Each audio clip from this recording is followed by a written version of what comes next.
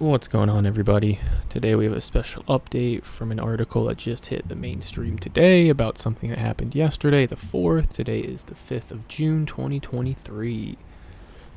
This goes back to some news from 2020 that, of course, was labeled as misinformation and fodder for conspiracy theorists, but nonetheless, let's get into it. We had witnesses update. Amistad attorney Phil Klein reacts to the USPS investigation on October 2020. Ballot deliveries vindicating driver Jesse Morgan. Vindicating a man that told the truth. What a world we live in. Alright, this was earlier on Monday. The Gateway Pundit reported on the United States Postal Service report on contract driver Jesse Morgan and his claim that he hauled ballots from New York to Pennsylvania in late October 2020 before the presidential election.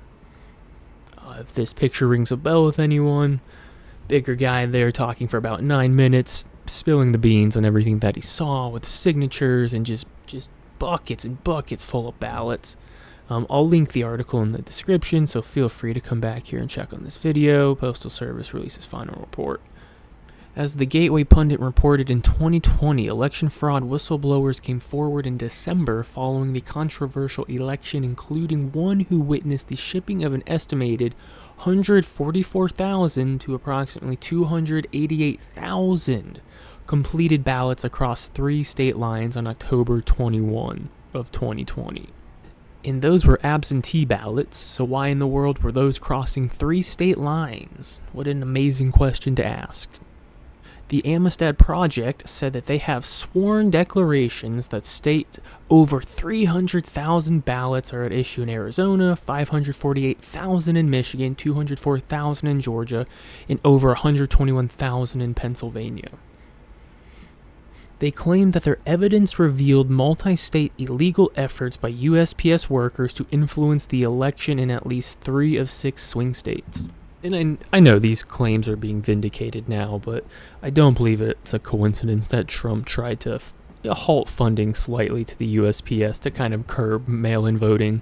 I don't think that was coincidental, in that the Democrats, the left, the rhinos, they all opposed that vehemently, because obviously mail-in voting was a humongous part of the 2020 election steal.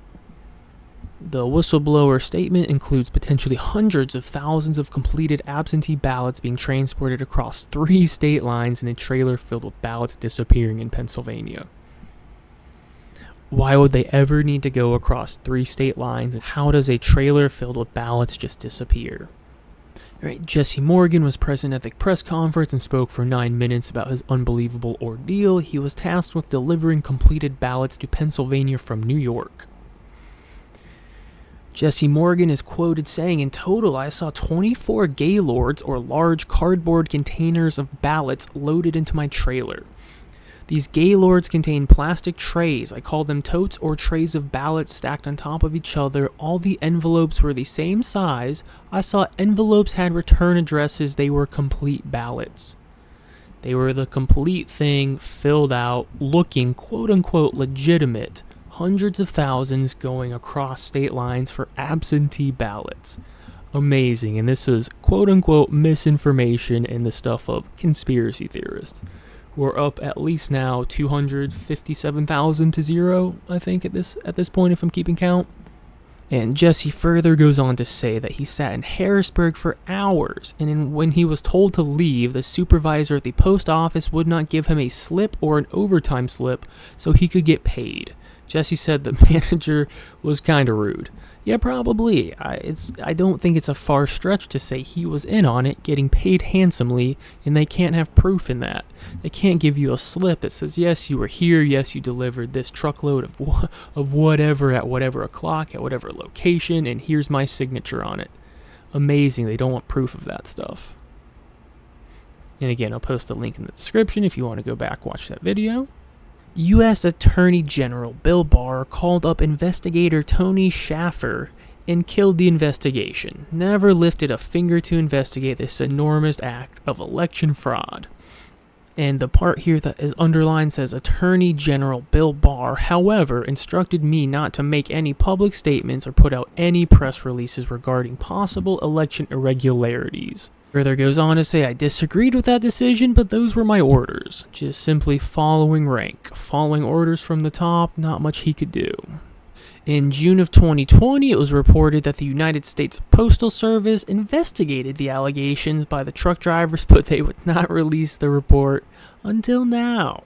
Interesting. Have to get everything perfectly redacted and, trace your steps backwards to make sure there's not much of a trail leading to anything. Jesse Morgan was exonerated. No wonder they hid this for a year.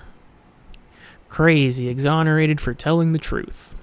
They also claimed the Bethpage facility in New York.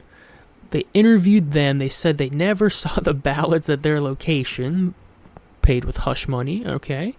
That is contrary to what we have in an interview of a few employees. So we have some honest ones they forgot to pay a lot. Phil says Amistad Project interviewed a whistleblower at the Bethpage facility. In terms of the ballots being filled out, Jesse Morgan said they were, and so did this anonymous whistleblower. They both confirmed that there was handwriting on every single envelope, every ballot, making it seem like it was legitimate, but of course, crossing 3 state lines doesn't seem so. And now they bring up a great point that was covered in last video, so go check that out if we want to hear a little discussion on how it is crucially important to have a Republican and a Democrat ballot judge so they can hold one another and the entire process accountable. So they go on to mention that now we've moved from in-person voting to mail-in balloting. Unfortunately, we'll see how that pans out in 2024 with society and the world kind of getting back to normal from a certain convid. If you want to go through 38 pages of this redacted nonsense, you're more than welcome to, but must be close to 50% of it's redacted. As always, thanks for stopping by. Hope you found this informative as we try to do our best to shine light on the 2020 election fraud and bring all into a clear picture of how this is not quote-unquote misinformation. This had nothing to do with conspiracy theorists. This is all factual. So make sure to like, comment, and subscribe so this channel can gain some traction and we can reach as big an audience as possible. But as always, maybe it had to be this way.